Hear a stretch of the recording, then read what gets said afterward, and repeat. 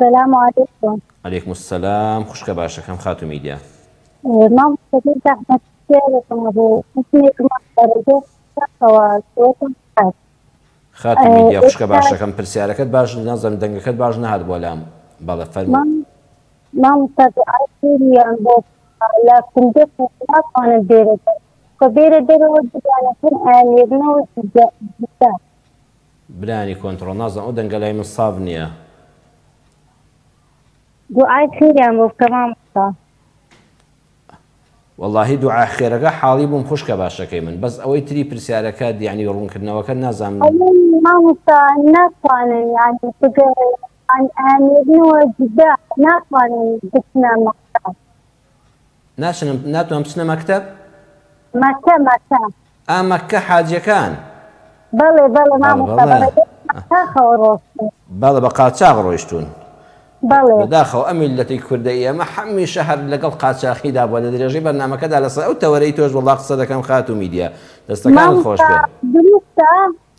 والله من لسه درستي أو أنا قصناكم بالله من برنامج كمان برنامج خوشويستي أرين معي خير أبو خلق برسياركي تو بروني جيش تو هاد شيء واني خواه قول الرحمة بيب كواني كرويشتون إن شاء الله بإذن خواه كاري عم بواسان كخواه بنيتي لي خوان حاجة كان بنسيب كاو خوای گەورە بۆیان دروستکە وەکو ڕۆیشتون بەڵام ئینشەڵا ڕێنمایی خێریش دەکەین کە جارانیش کەش خەڵک چاو لەو بابەتە نەکە دەستەکانت خۆش بێ خوشکە میدیا پەیامەکەت بە ڕوونی گەیشت دەستەکانت خۆش بێ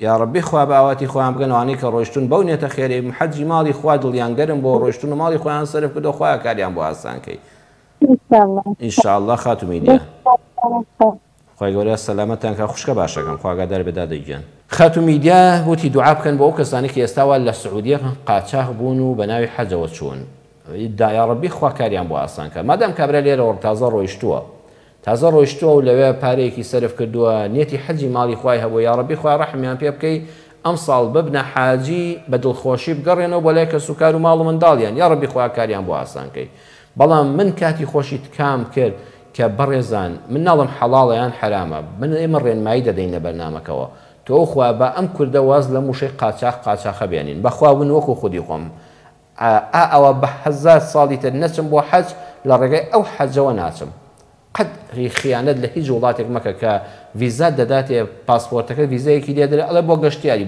بچۆ ئەڵێ بۆ مامەڵەی بازرگانی بچۆ ئەڵێ بۆ حەج بچۆ تۆ بە ناوی گەشتیاریەوە ڕۆیشتووی چەند ناخۆشە لە ناو هەموو دنیادا ئەمە کوردەکانن وتێل بە وتێل لە دویان دەگەڕێن خوا ئەو بۆ کورد چەند ناشیرینە والله حەجی ماڵی خوا من استطاع إليه سبيلا پارەت هەبوو ڕێگاوبان ئەمین بوو ناود لە حکومەتە بە سەرەی خۆت هاتەوە لەسەر حیسابی ئەو نەچووی پارەی حرامن نەبرد بوو ناوی خۆت بنووسە کاکە ناوی خۆت بنووسە والله ناوەکەت دەرچوو نوری عەلا نور لە سەرەی خۆت دابڕۆ بە پارەی خۆت بڕۆ بە ئازادی لەوێ سنگ دەرپەڕێنە ئەها کە خشتەکەت قانونیە چەند بێمنەتی ئەگەر هاتوو ناویشت دەرنەچوو مردی والله لە دیوانی خوا دەتەوە بە حاجی حیسابی کە سوکاریشت دەتوانن بۆ بڕەپارەی بەجێ دیاڵی حەجێکت بۆ بکەن و بەدە حەجێکت بۆ بکەن ئیتر ئەم قاچاخی و ئەوەی ناوێت خوا با کورد واژ لە وشەی قاچاخ و دائما حەزمان لە وشەی نایاساییە بەخوا هەتا نەگەڕێنەوە سەر یاسای ڕاست و دروست نابینە میلەتیش پێشکەوتو و ئاسوودەش نابین بە تایبەتی هەر حەج و عیبادەتەکە مابوو